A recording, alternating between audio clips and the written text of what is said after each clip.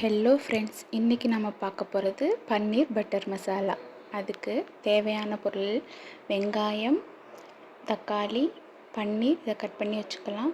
First ஒரு கடாயில் எண்ணெய் ஊற்றி பன்னீரை லேசாக ஃப்ரை பண்ணி எடுத்து வச்சுக்கணும்.